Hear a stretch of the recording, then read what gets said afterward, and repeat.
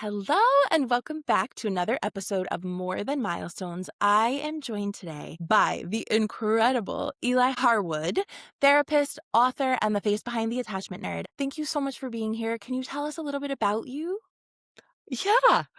I'm the kind of person that when someone says, tell us a little bit about you, my brain goes to like 17,000 directions. I'm like, should I tell you that I love making sourdough bread? Maybe that's Yeah. not what you need to know. Oh, Or should no, I that's tell important. you, okay, most important things. I have 3 kids. They are the loves of my life. My son is 10. My daughters are twins. They are 5. They're almost 6. Wow. Oh my So my God. house is a zoo, but Yeah, it's I a love it. full zoo and it's like exactly what I want in my life. I love that. And I've been a therapist for a long time, almost 19 years, which seems wild. And my passion is trying to help people prevent the type of wounds that I've spent so much of my career helping people heal. So Oh, I'm always in the mindset of like, how do I give parents the tools they need to have the types of relationships that their children need with them? It's I kind of love my that. spiel. I don't know I what else love to that. tell you. You can ask me more No, pointed questions. I like Chipotle no. more than Qdoba. I don't know. What else do we need to talk Okay, okay. No, that's incredible. That's the good stuff. Back to the sourdough though quickly. How did it take you a long time to master the like do you make like you have your own sourdough starter and go Uh-huh. for it? Uh-huh. Yeah, Wow. I don't think I've mastered it. I like making it, but Okay. I don't think I've mastered it. It's Okay. complicated. And I've like ruined starters before. I had a friend who gave me a starter once that was 400 years old. Like it had been passed down in their family, like What? through, it's like fresh and fresh and fresh. Yes. I ruined it. It like molded in my fridge. I was like, what did I Oh, I do? So yeah. I'm not your go-to expert on sourdough advice. I Okay. just want to eat sourdough bread all the time, so I make it Yeah. as much as I can. And sometimes it I turns love out it. really good, and other times less good. Yeah, I have failed every single time I've tried to keep a starter alive, and I failed at pretty much every sourdough loaf I've ever tried. So that's Okay. you sound incredible comparatively. All right, but let's get into it. So, I am so excited to be talking about this because it's such a hot topic for parents Mhm. always, and it's always at the forefront of my mind. We're going to dig into attachment. And I Okay. would love to start really just helping define what attachment even means, because I think we hear that word a lot, but what does attachment mean Mhm. in Well, general? so the kind of nerdy core level is to think about the fact that animal species are wired for survival using different adaptations. And our species, we survive by being relationally oriented. Okay. Oh. So we are a social species and not just, hey, we can benefit from, trading resources with each other. We're born entirely dependent on other human beings. Mm. I've sort of like gotten down weird Google things at points where I'm like watching giraffes be born and they like come out of the uterus and then they walk. They'll like land on their feet. Do you wanna know the weirdest thing? Yeah. That is like my what do they call it when it's something that you think about? My Roman Empire. I think about that all the time. The fact that animals, like, we are Hmm. the only thing that Hmm. comes out that way. I Yes. It's so funny So you said that. Okay.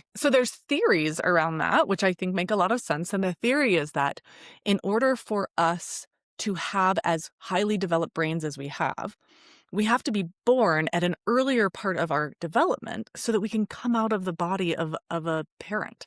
And so Mm. that keeps our head small enough to be born. And then we have this ongoing process. I'm sure you heard people call, the first 3 months out of uterus the fourth trimester. Mhm. But really, honestly, the fourth trimester is really till we're like 3, 4, 5 years old. Mm, Because yeah. we really cannot survive without caregivers until we are much, much older. Whereas again, baby giraffe, baby elephant, they can walk out of that situation and they're capable of things that we aren't capable of for years. Mm. And so I think the understanding I want everyone to have is it is hardwired in us as human beings to be dependent upon other human beings. And attachment is the specificity of who we are dependent on, who we are bonded Mm. to. So a baby is born, the attachment relationships that a baby has is with anyone who is their caregiver who they are dependent on. But that instinct to form these close bonds doesn't just go away. We don't outgrow it. It's not like you hit age 12 and now you no longer need close relationships. It's from cradle to grave. That was a quote by the late, great Sue Johnson, who was a therapist that I respect deeply. Anyway, from cradle to grave, we have this instinct to form close bonds. Of course, what gets complicated in this is that those relationships are not always secure. They aren't always adequate, positive. Just because we've been born attached to a caregiver doesn't mean that caregiver knows how to care for us because of trauma, generational issues, mental illness, circumstances. There's a lot of Mm. variables involved. So attachment is the instinct to form close relationships. And attachment research is what I've nerded out on forever and ever and ever, is looking at the quality of those relationships and how the quality or lack thereof affects our development and Mm. our trajectory in our lives. Wow. So, can you talk to us about the categories of attachment? Because I know there's a difference between your approach and attachment parenting from Dr. Sears, Mm. and I Mhm. I would love for you to explain what those different attachment patterns and categories really kind of are. Mhm. Yeah. So just so everyone knows, the attachment parenting was a phrase that was coined by this doctor, Dr. Sears, in the 2000s, and his mission was to kind of promote a very particular type of infant care. But it was more on the medical clinical side in terms of he wanted people to breastfeed, he wanted people to bed share, and he wanted people to baby wear. And those three things are not in and of themselves harmful. They aren't. Mhm. But they aren't actually the directives that attachment research has shown make what we would call a secure attachment. So it's just important to Mm. know that, like, if your baby needed to be bottle fed, like, it's okay. That's not going to affect their attachment. Like, Yeah. you aren't able to have them share a bed with you because you can't sleep like that. That's not affecting their attachment. Attachment is about attunement, and attunement is about the ability to feel connected with somebody. So the four categories that the research has sort of revealed over time, over lots of years of study, lots of replicated studies. So this is not just like, oh, there's this one study that says this. This is really solid data that there are secure dynamics between a parent and child. There are insecure avoidant dynamics between a parent and child, insecure resistant, or sometimes we call this anxious it gets complicated because there's more than one body of research around this, but Mm. I like to say resistant, and then insecure disorganized. And basically, what each of those patterns shows or says is this is the level of reliability this caregiver has for this child. Mm. So, so if a caregiver is reliable enough, the child will feel secure with the parent, which means when the child feels scared or tender or in distress, they will seek the caregiver out. We call this the reach, and they will receive soothing from the caregiver. The caregiver is able to effectively regulate the child as a pattern. Now, I want everyone to hear loud and clear. This is not a 100% of the time thing. Nobody Mm. can do that. You're like on a work Yes. call and your kid's crying and you're like, son of a biscuit, I have to answer this. Blah. Like that. Yeah. There's room and flexibility for humanness in this. So I think it's really important to hear right away, because as I start to talk about these other categories, it might be that you were listening to me and you think, oh, I got to work on that. That's great. Mm. Work on that. But I don't want you panicking like, oh my gosh, I failed my kid. This can never be repaired. Like, no, no, no. Yeah. We're all human. Um, if you are able to give your child that reliability sometimes, but not enough for it to feel predictable to the child, then they develop that resistant pattern, which means that they get clingy. And this is again tricky stuff, because some kids are clingy just because they're two and they're supposed to be clingy, or they're Yeah. clingy because they're highly sensitive. The key here is that they cling, but they don't soothe. So the kid wants to be close to you, but doesn't actually find being close to you relieving of their anxiety. And Wow. that's because they don't trust that you're going to be there the next time that they're needing you. So Wow. usually this is like, I had this dynamic with my mom. My mom was really, really depressed when I was little. And it was back before, there was a lot of discussion on depression and ways to treat it and access to resources. And so she would go through these bouts of depression where all of a sudden she just was not capable of being responsive to my needs. Mm. And so I developed sort of this hypervigilance with her. Um, the third category is insecure avoidant. That's what happens when a parent is unable to be emotionally reliable. So if a parent is always anxious all the time and that anxiety is intrusive to a child, the child is not going to go to the parent for soothing because you're just going to get more anxious. I'm going to feel worse after having been with your anxiety.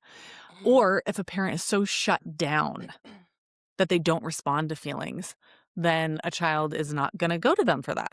And so that creates an avoidant coping pattern for the child. The child isn't avoiding attachment, they're avoiding sharing their distress.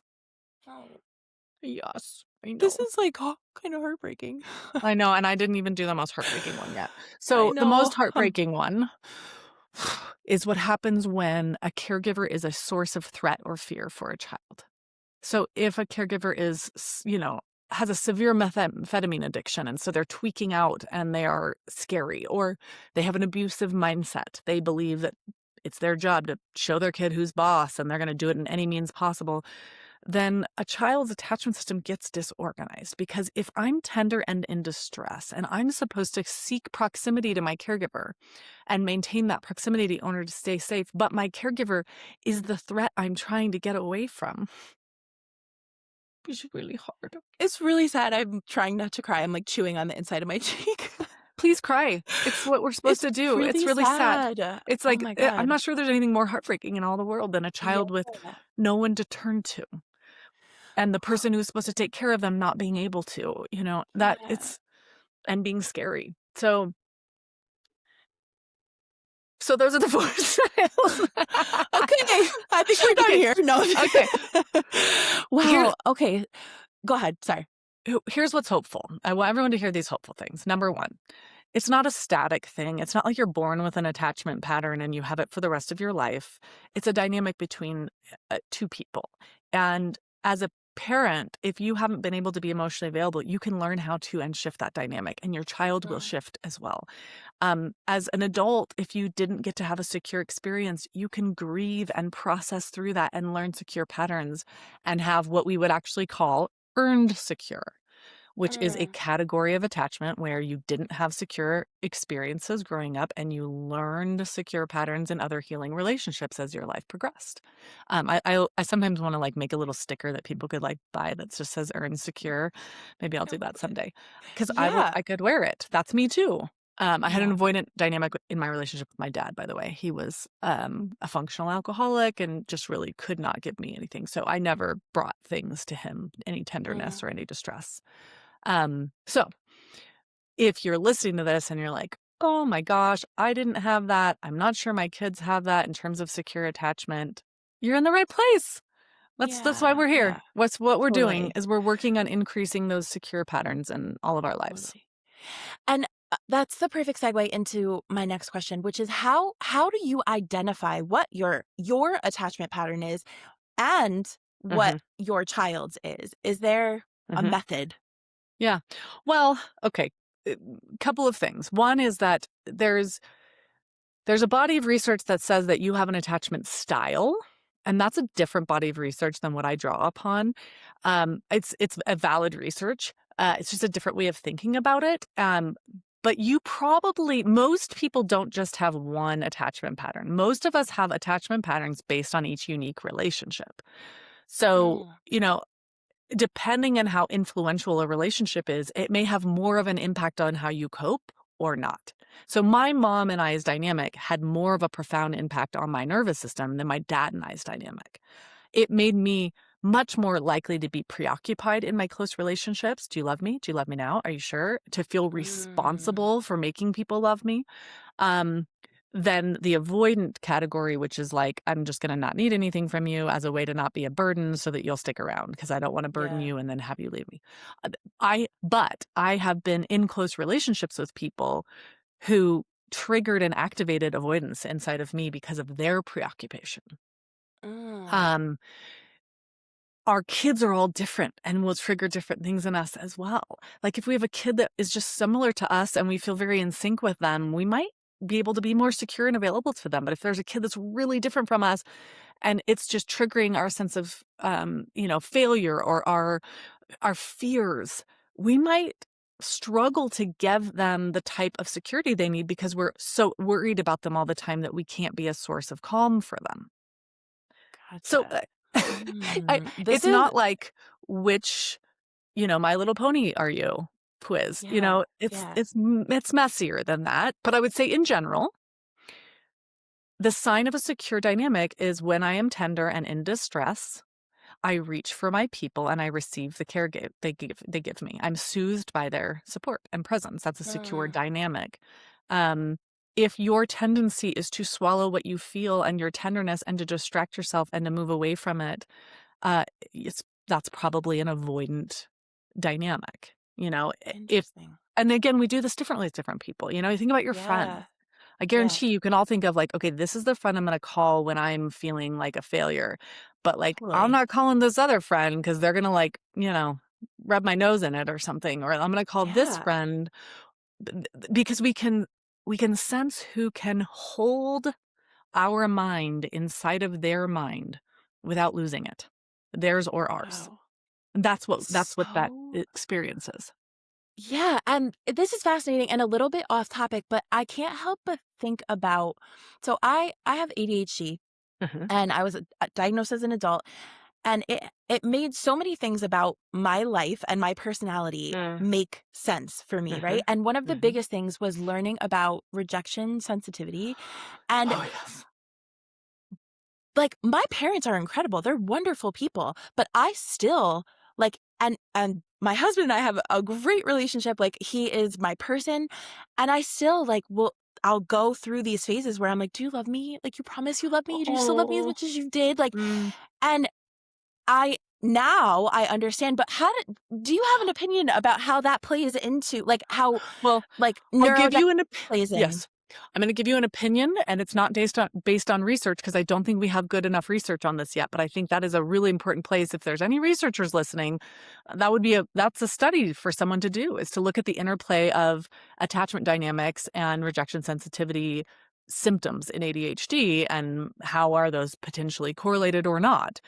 Yeah, But what I'd say is this: your instinct when you feel worried is to seek them out, ask them if they're rejecting you, and then when they reassure you, do you feel reassured? yeah, Okay. usually. So I I think that is not an attachment related thing then, because if it was attachment related, you wouldn't go to them and say, "Do you still love me?" and then feel soothed. You would perseverate about it and obsess about it and try to change yourself or change them or make something happen in the relationship so that they won't leave you. So Interesting. it's actually very secure of you to have an insecurity, bring it directly to them, and then feel reassured. Wow. That I think we need more research on all of this again. yeah. It's fascinating too because I never realized how little research there is about ADHD in women, especially related to like hormone fluctuations and Mhm. emotion and all of Mhm. these things that I'm like nobody researched this. Like nobody knows Right. about. It's crazy. Anyway, I'm sorry that was an Yes. aside. So No, no, no, no. I have a daughter who was just diagnosed with ADHD, and wow. it took me a while to like even gain the confidence to take her in for an assessment because the teachers that were working with her were like, "No, I don't see anything." But I was like, I'm seeing things and I'm feeling it." And a big piece of it is that girls don't present with the same symptoms. And Exactly. so, but man, it's been a game changer for her and us to know that. And it makes me wonder if I also have ADHD. So maybe I need to go into. However, Yeah. the rejection sensitivity piece of ADHD, from the way I understand it, it's not an area of expertise for me. So I'll speak from the way I understand it. You fill in the gaps if you have some. But is that the ADHD brain picks up on so many things. The gift is it's picking up on everything. The curse is that it's picking up on everything. Hmm. And when we're in relationships, there's so much emotional information that we get from other people. And so sometimes it's hard in an ADHD brain to synthesize. When they looked down like that, or when they didn't respond in this way, does that mean something or not? Am I picking up on something because it's important, or am I just picking up on it because I pick up on everything? Mhm. Um, Whereas from an attachment perspective, um, you're not just rejection sensitive, you're rejection obsessed if you have that insecure resistant pattern. And you're so objection obsessed in that insecure pattern in a dynamic with somebody that you don't know how to receive reassurance. That makes sense. Yeah, So it that never it makes total never sense. it never relieves. Yeah, wow. So interesting. Okay, I didn't mean to go on I that I total I sorry, I'm sorry. I love it. I love a squirrel, see? Yeah. Okay, so let's take it back to I think a huge thing with parents right now, especially in like the social media age, Mhm, is breaking cycles in parenting, mhm, right? mhm, And mhm, I would love for you to talk about what that really means in terms of attachment, right? Like mm, obviously you said there is an attachment pattern that mhm. you've earned your star for. Does that relate to all of it? Is that Yeah. the fixation on breaking cycles? Like let's talk about that piece. Oh, I love this because I have lots of thoughts and opinions. Um, I when we think about the way that general or generational trauma gets transmitted, the I would say the most helpful way to think about it is in emotional coping and social relating. So if I'm going to break a cycle, that means I am going to step out of an old way of coping or an old way of relating and offer something new. So I kind of wish we started calling it cycle making instead of cycle breaking, because it's I like not that. just about not doing the thing your parents did or didn't do.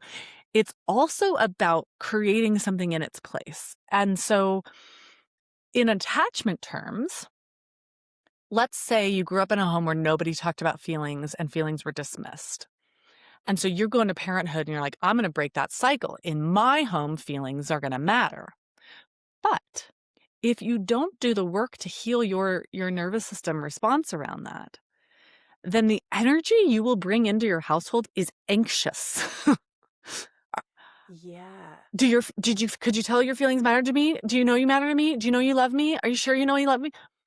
And ironically, even though you're technically doing something very different in the practical terms, you aren't actually making a new cycle. You're just passing down the anxiety in a different form. It's like you're dressing it up differently. Yeah. In the generation above you, the anxiety is is reigning over the family through avoidance, and now it's reigning over the family through hypervigilance and preoccupation. So the Oh, real way to make a new cycle is to change how you feel, to figure out how to trust your own body, how to believe your needs matter, to release some of the pain of having been in a family where no one was soothing to you when you were upset, to find people in your world who can soothe you so that you enter the messy terrain of parenthood where sometimes your kids are going to say, "You hate me." mhm. And you have some sturdiness inside of you to be like, "That is the bedtime talking. That is not actually how my child feels." Um, because you're not living from a place of fear and scarcity, and you can Yeah. trust that you've loved your kids well. Yeah. I think too, like there such a big piece of it in in my opinion or in my experience is that like I wasn't even really aware of cycles that I was hoping to break until I became a parent. And then I was Mm, like, whoa, like that's not how I wanted to respond. Why did I respond like that? Like I that didn't mhm. like doesn't align with how I feel. And I think for at least for some of my friends and I that I've talked to this about, it's like it sometimes feels impossible when you're reacting in a moment or your emotions are high. Like, how is it really possible to heal your past wounds as a parent and like shift your perspective so that you can be emotionally safe and attached to your children and have that safe attachment with them? Yes, it's totally Yeah. possible. I I it can feel overwhelming. One of my jokes is that when you're cycle breaking, you often feel like you are learning how to add and subtract during an algebra class. Because you're Yeah, like, "Whoa, I don't even know how to do this for myself. I'm supposed to figure out how to do this for you." Like, wait, back to exactly. basics. Yes. Um, but the beauty of attachment is that our kids don't need us to be getting an A in the attachment class. They need us to be getting a 30 to 50%, which I don't know about you, but where I grew up, that was an F. So it's a pass fail class. It doesn't have to Yeah. be all the time and always. And there's power in repair. There's power in being able to go, "I'm so sorry I said that. I really don't like that I said that to you, and, I'm gonna really work on not saying that again. That's not what I meant. Can I share what I Yeah. really meant?" And then putting in the work to come up with, like, "Okay, what's my plan for next time this happens?" I Um, love that. I'm I'm I'm an overreactor to spills.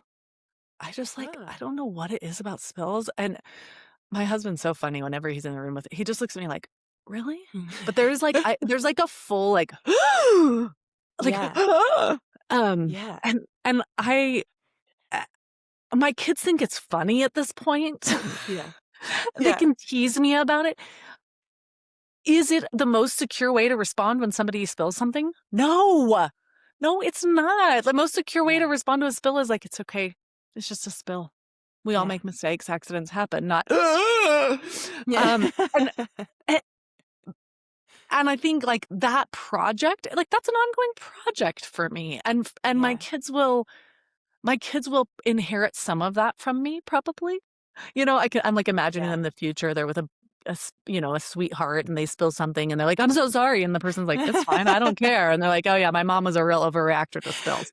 Yeah, Um, yeah, eh, but they also know that when they are sad or they are scared, I am going to do what I can to be there for them, yeah. I and love that. that I'm gonna say sorry when I'm really crusty or rusty or unavailable, that I Yeah. can hear that, that they can be angry at me and I don't crumble into a lowly worm. I can hold their anger Yeah. and Yeah. be enough be a sturdy space for them, so Totally. So you gave a confession, so I'll give my parenting confession. Mm, I my tendency or my natural instinct is yelling. When mm, especially if I'm really overstimulated or mhm, like I mhm, that it just comes out. It has gotten progressively better, but now that my kids are a little bit older, mhm, they will literally I have said to them, like, if you see mommy starting to get like, I know my own things that I can mhm, do to help myself, but I'm like, if mommy is starting to be like not nice mommy, you guys have to call me out on it. Like, you have to be like, "Mommy, you need to take a minute." And my mhm, oldest daughter will do that now, and it is really kind of amazing to like mm, I feel proud of the fact that I have, like, supported her enough, apologized for it, that, like, she can yes, recognize it and be like, "Mom, like, knock it yep, off. What are you uh, doing?" So I love it. love your confession about the spilling thing because I think every parent has, like, that default, like, Mhm, you yell or whatever, mhm, and I think being able to, like, acknowledge it, but also leave space for your kids to acknowledge it too is yes, pretty cool, you know? yes. Um, Well, anyway, and okay. not all yelling I want people to hear this too. Not all yelling is the same, and I'm not saying like, "Oh, go get a yell out, it'll feel great for you and your kids." But children we meet people. People are, very good at picking up on the nuances of why someone is doing something. And my Mm. sense is that just knowing your ADHD brain, like your tendency to yell is probably related to the fact that when there's a lot of stimulation, you get flooded. And so Oh, you get 100%.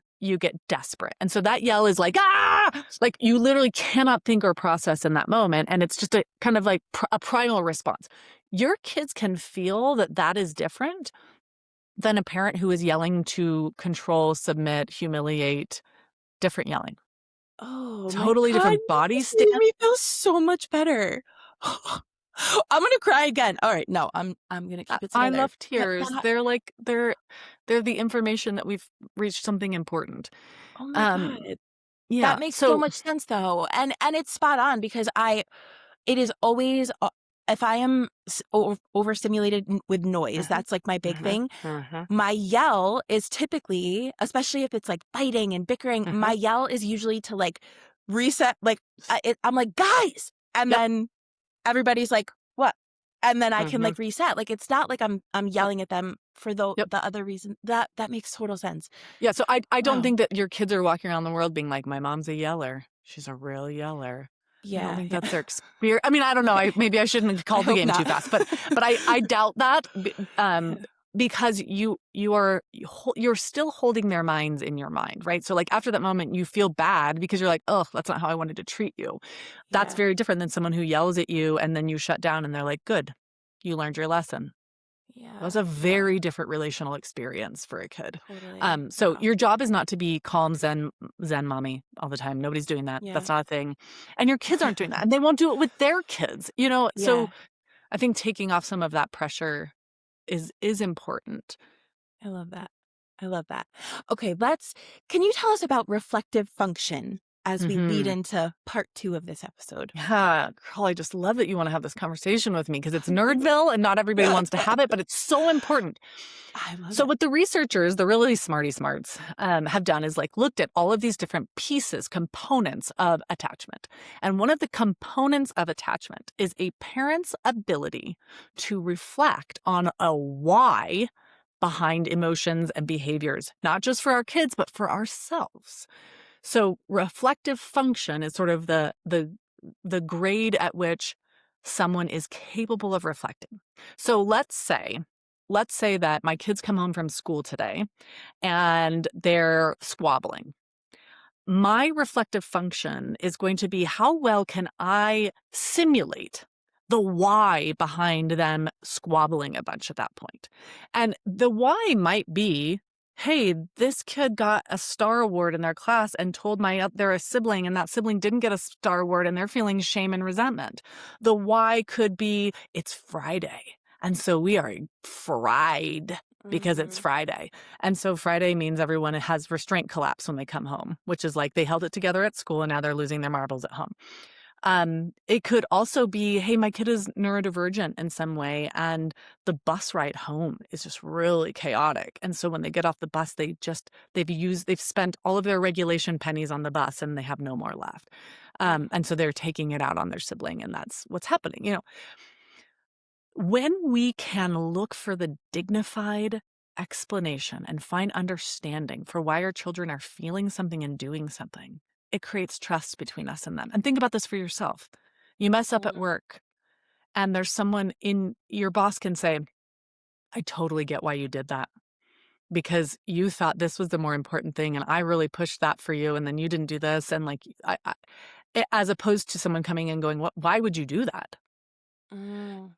That's going to create a different trust. And so, we're going to be much more likely to that first boss, the boss that says, I think this is what was happening and why, and has that dignified, you're much more likely to next time you're worried about a mistake to go to that boss and be like, can you help me with this? I don't want to mess it up. But the boss who thinks that you're an idiot and you just get things wrong, you're going to start covering up all of your mistakes because you don't trust that person to be Wow. able to support you when you're in need. And so reflective function is a big piece of how our children experience trust with us. And it's not just with how we interpret their behavior, it's how we interpret ours. So it's being able to understand, like, oh, I just flipped my lid because I was really stressed about this other thing. It's not because I'm a bad parent or because I Yeah. don't care. It's because of X, Y, or Z. And then reflective function also allows us to get to work. Like, what can we do about this? Could I get Mm. my child some, activities they can do on the bus that help them feel less immersed in the sensory part of the bus so that when they come home they don't feel quite so overwhelmed. Yeah. um what's the Love that. need here? Do I need to talk to my kids more about how, like, some days we're the star students, some days we aren't, and what do we do on the days when we're not the star student? How can we be a moon student? Well, what if you're the moon and not the star? I don't know, I'm just making this up. Yeah, But yeah, I love it. yes, I that's love that. reflective function. It's so important. And that is honestly more important than cutting your children's pancakes into dinosaurs. Like Yeah. it's the thing that we most need from the people we're close to is to feel deeply understood, especially Yeah. in the moments where we're struggling. Yeah. Wow. This is incredible. Okay, I wasn't planning on talking about this because it's so controversial, and if you don't want to, it's completely fine. Okay. Would you Can we talk a little bit about sleep training and Mhm, attachment? Like, if there are mhm. facts about that in the research? Like, because Yeah. really quickly? Yes. No, no, let's talk Are you about it. sure? Yes. You know why we're gonna talk about it? Because, this conversation needs some leadership, and it is tender and complicated, and so we're gonna talk about it in a very nuanced way. Which Okay. I think that when you hear people talk about it, online in, like, sound bits, it's usually not very nuanced. Yes. And so we're gonna talk about it in a nuanced way. So the first thing I'm gonna say about it is I don't think we have adequate research on any of it for anyone to say anything black and white. Um, and I think that people tend to be in one camp or the other and to see the other camp as, like, offensive. Mhm. And I am someone that had kids that did not sleep well. And I chose not to do any cry it out methods because of my relationship to the attachment research. But I've thought a lot about this and I've done a lot of extra reading, and I think there are cases where some of this gets blurry, is what I want to say. So, okay, in a perfect world, so first we're going to talk perfect world. In a perfect world where parents have the resources, the time, and the mental health to stay responsive to children in those early stages in the middle of the night and not lose their minds, that's the ideal. Because children don't wake up in the middle of the night and have different needs at 3 a.m. than they have at 12 p.m. Mm, And we have evolved in a co-sleeping kind of in the like long-term span of human history. Babies and families were all in the same room at the same time. Whole mm, family systems. The grandparents were there too. Everybody was in a room, right? So mhm. this co-regulation was happening through the night. I co-slept with my kids for very short periods of time and then was like up to 6 months, they slept in my bedroom on a side sleeper, but not in my bed because I was like, I don't even want my husband to touch me at night. I want nobody to touch me while I sleep. That's just who I am. And but I wanted to be able to attune early on and to get them into that place. And then we still have monitors on my kids. I was actually just thinking this weekend, I'm like, I think we're almost there. We've got almost 6-year-olds. I think I could take the monitors off. It's kind of Yeah. ridiculous. But the attachment relationship is flexible. So I've had periods of my parenting where I was just like not super great and emotionally available because of loss in my life or because of struggles going on. Um, and that is gonna throw off the dynamic for a little bit, but it can be repaired. So, if you are somebody whose mental health is getting compromised because of sleep deprivation, and we do not all respond to sleep deprivation in the same way. So, Mhm, like, I have known parents where, like, it's literally created, like, almost a psychotic response in their brain, mhm, where they're like, "I literally cannot keep doing this." That is going to be worse for a baby than trying some of these methods to try and help a baby learn how to sleep. Um, again, this is messy. I wonder if I'm gonna get in big trouble for this conversation. I hope not. I hope people can stay in the no, nuance. But no.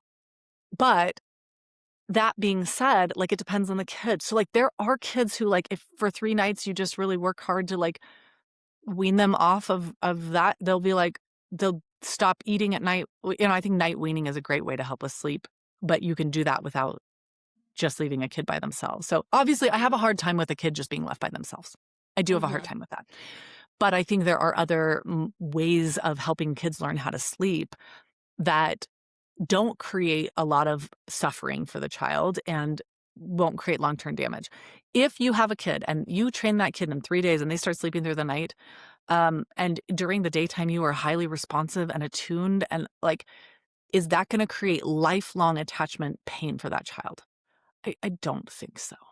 mm, Um, that being said, a super highly sensitive child who's crying so hard they're puking is mhm. not gonna sleep train well, and you're continuing to try to get them to not need you is gonna create dynamics over time. Like, I think should you just keep trying it and keep trying it? Like, no, I think there may be a point where you have to be like, "What other solutions do we have?" Like, how Yeah, how can I take a nap during my workday if that's what has yeah. to happen? Like, But I guess to every parent who's ever struggled around sleep and mental health, I see you. That's Mhm. awful. It's hard. It was hard for me.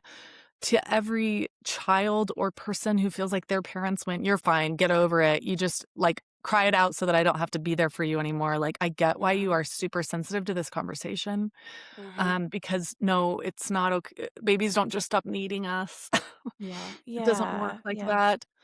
Yeah. Um, it's messy. This is messy. It's Mhm. nuanced, and I think it's very individual, It like it truly is, and I think that's what bothers me so much about the division because, like, I made the decision not to sleep train my kids, Mhm. and, that meant because my husband leaves really early for work, that meant that I was owning night times, and that was, like, 7 years of Oof. not a ton of sleep, right? And Mhm. but I am a low sleep needs individual. I'm Mm. good to go with 6 hours of sleep or broken up sleep. Mhm. I have friends that is not the case. If they don't get their sleep, they are truly impacted. Their work is impacted. Their life is Mhm. impacted. And I feel like Yeah. so much of that gets left out of the conversation. And Yeah. at the end of Privilege, the the way that day, privilege plays out in all of this. yeah. And at the end of the day, like if you're not waking up, I kind of just had to take the mindset because I did feel judged for not sleep training actually, which I know Yeah. people that sleep train feel judged for sleep training, but I can tell you from Yes. the other side too, like I felt a lot people would be like, "They're still waking up." I'm like, "Yeah, my daughter's gonna be 8 and she still wakes up and comes down to our bed sometimes." Like, Yes, it yes, is what it okay. is. But I had to take the stance of like, if you're not waking up with my children at night or managing any behaviors related to them being tired during the day, it literally doesn't matter what you think about what like me choosing What not I to sleep did. train, you know? Yeah. So I totally I agree love with you this. that there's so much nuance to it and it's so individualized. And Well, and even the I term sleep training. So this is one of the problems with the research too, is like there's a lot of different things you can do. Like, I guess you could argue I sleep train my children by putting white noise on every single night. I was yeah, totally. there's sleep hygiene and and I think in general when we talk about sleep training, we end up in that like sort of that crying extinction version of sleep Mhm. training. But like I know people that did like, a very like graduated method or like I did night wean all my kids when they were around 7, 8 months because I knew that like as long as I am feeding them in the middle of the night, they're going to wake up for those feeds and they're getting those calories at night. But I but I held them and offered them comfort and other things as I slowly helped them get off of the milk at night. And Mhm. so, like, is that sleep training? That is a really good point. Honestly, I never really thought about that. Uh, I I I think would say it is, honestly. Like and to some extent, right? Like right. you're training yeah, But I totally. never left my children to Interesting. cry it out Yeah. by themselves, But I also, as a parent, have had moments where my children were colicky and crying so long that I had to take breaks where I had to be like, I've got to set you down in this safe spot and I need to leave the room, close the door, plug my ears, 100%. and not hear crying for a minute. And so, like, Mhm, has my child ever been left alone to cry for a minute or two? Yes. mhm. So I guess I'm like, okay, this is mostly women in this conversation. For all the men that are here, I love you and I love that you're here. But for the bulk of us, let's be tender with each other. These Yes. are tender things. Mhm. Let's be curious with each other.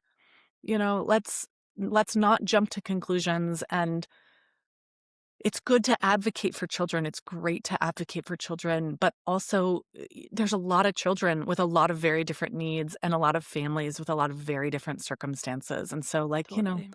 walk a mile in those shoes. Walk a mile Yeah. before you tell someone how they should tie their laces, you know? Yeah. I love that. I think you did an excellent job of breaking that down. And Okay. it kind of leads well into this last piece where I would really love to talk for you to talk about how how can we create secure relationships with our kids? We've talked a lot about responding Uh-huh. and being there and seeing them Uh-huh. and all of those things. Why how do we do that? Okay, How do I'm gonna give we you really yeah. good 4 tips that you can remember and write down and are not gonna make this feel overwhelming to you. Okay. So, I want you to become a parent who, number 1, lights up when your kids are around. We are so busy. It is so easy to live in the stress. I'm so guilty of this. I'm such like a, "Oh, I've got so much to do," person that, we can forget. When our kids walk in the room, we can go, "Did you brush your teeth? Is your hair done?" Instead of going, "Hi. Mm, Hi, buddy. So good to see you." And then, "Did you brush your teeth? Did you get your hair done?" But we want our kids to feel that we feel delight when they come into the room. And I call this the dog approach. It's why dogs are man's best friend. It's because we never have to wonder whether or not they're glad we're home. We know they're that 100%. There is a tail wagging. There is a, I love you, I love you, I love you. Yep. yeah. So be the type of parent who lights up when your kids come into the room as much as you can. Again, it's not going to be every time, but when they wake up in the morning, when they come home from school, those are great things to do. Number 2, show up for these 2 things as much as you can. The tender moments, they're sad, they're scared, they're crying, they're hurt, they're ashamed, they feel rejected. Show up. Not You can't fix them. You can't protect them from them, but show up. I see you, I feel you, I'm with you. And their triumphant moments, the things they're proud of. They found a ladybug on the sidewalk. They finally mastered this recipe they're trying. They got at the goal at the soccer game. Like, I'm so freaking proud of you. That was incredible. Yeah. Wow. I love this. I call this joining. It's like they're in a joy spot. You should enter that joy with them so they aren't just experiencing their joy by themselves. Love It's the that. person that you call and you say, "I got the job promotion," and they're like, "Oh my gosh!" Like that feels Yeah. so good, right? Like Yeah. and that's bonding. It bonds us to feel that people show up for us in our tender moments and our triumphant moments. I love that. Number 3, be the type of parent who listens up. Listen to your kids. Listen to them tell you some random story about what happened at the playground. Listen to them tell you what it is they don't like that you do or don't do. I'm currently working very hard to listen to my son when he tells me to stop fixing his hair. Oh. Oh, but you will I do that with my son too, and he brushes my hand away. Uh-huh. Yeah. He's 10. My son is 10. He's almost 11. And he is done with that part of our dynamic. And so it's my job to listen and not to just push back and say, well, if you kept your hair straight, I wouldn't do it. Or, you know, Yeah. it, listen to your children. They're telling you what they need. They're telling you what you do and don't do that affects them negatively and positively. And then the last one is be the type of parent who can make up when you mess up on a daily basis, because all of us are missing things on a daily basis, like from the simplest of things of like, oh, we just forgot something to the bigger things where we got a little triggered and we overreacted or we underreacted or we were distracted. To be able to go to our kids and say, so sorry about that. I wasn't available right then. Can I have a do-over? I really want to try to show up the way you need me to. I love that. When you can do those 4 things with your kids, you'll be good. I You'll be love good that. enough. And That's the only I thing we're trying to be, good enough. yes, and the last thing that I would love for you to tell us about, because I started this with all 3 of my kids after seeing you share about it, and it has been literally one of the coolest things that I was not expecting. I got spiral notebooks, spiral Mhm, journals, mhm. and they each have their own color, and I put a basket outside of their bedroom door and it like a mailbox kind of, and we write each other back and forth. And now my youngest is 4, so he just will like draw me a picture and I'll draw him back a picture or something like that. But what has been really really powerful is my oldest has actually like shared things in that journal that she didn't verbally share with me. And so I saw your post, I think from last week, and Mhm. it was about it was about moms of daughters, but Yes, the piece that drove home for the journal for me was when you talk about making every topic something that they can talk about, like that you, yes, whether it's verbally to you or whether you need a journal. So yes. can you tell us about the journal? The like what's The the heart idea. behind that? Yeah, yeah. Well, okay, so when we are processing information as an adult even, that's emotional information or important information, it gets tricky and complicated to do that when someone else is in the room with us because we're also processing their feelings and their thoughts and reactions to our thing. And so when kids are thinking through important things, it's often very hard for them to tell us. To go Mhm. from that, like, it's happening inside of me to, like, putting it into words and to putting it into words that you will understand and not have a feeling about, a potentially negative feeling about. So when you're passing a journal back and forth with your kids, it just expands the terrain of conversation because they can sit and think and reflect and just focus on their thoughts and put them down. And it also gives you a chance to pause and not necessarily react to some of the things they might be saying. Sometimes our kids tell us things that are heartbreaking, but Mhm. they need us to hold back on our heartbreak so that we can be holding theirs and not adding ours to the pile, right? So there's some kind of like a safety in being able to just put it into words and write it back and forth. So I created a mother-daughter journal. That's what that post was kind of marketing. And I Mhm. have a mother-son journal in the works that's not done yet. But it's coming. And I I just love sort of it. wrote out like the questions that I have found are so core to helping our children feel safe and connected and in, synchronicity with us. Um, from all my years of being a therapist, from my years of being parented by my mother. And Yeah. Mr. Rogers says what is mentionable is manageable. And so, that's a core thing I say to my kids is like, there is nothing you can't bring up to me. No topic too weird, too scary, too uncomfortable, too offensive. Like, there is nothing. You can talk to me Mhm. about literally anything. Because if we don't say that, our kids will either swallow it and just try and handle things on their own without support, or they'll go to their peers who, may have some good advice, but also may be 9 years old and Mhm. not know what they're talking about?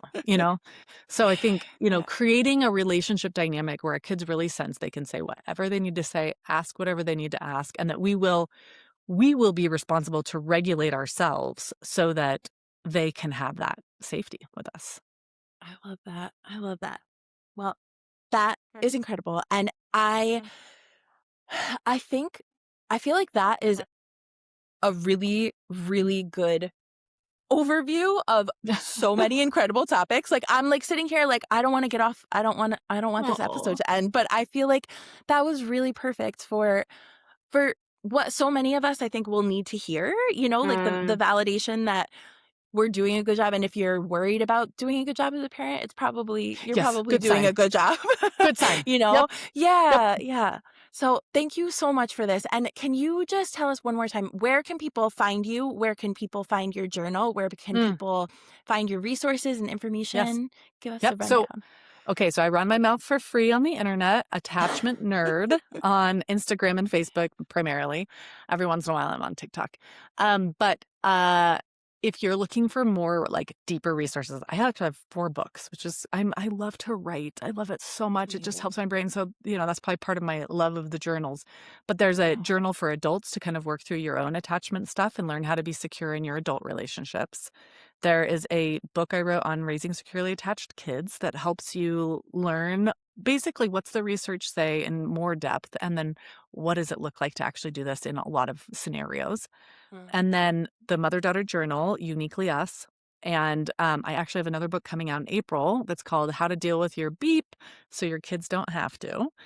And the goal of that is it's like a encyclopedia so that if you're struggling with like, what do I do with my anger? Am I doing this? There's a chapter on how to deal with feeling angry. There's a chapter with how to deal with a peeping habit. Nobody should have a peeping habit. How to deal with a people pleasing habit. Stuff like that. So all of that's on attachmentnerd.com. The books are wherever you buy books.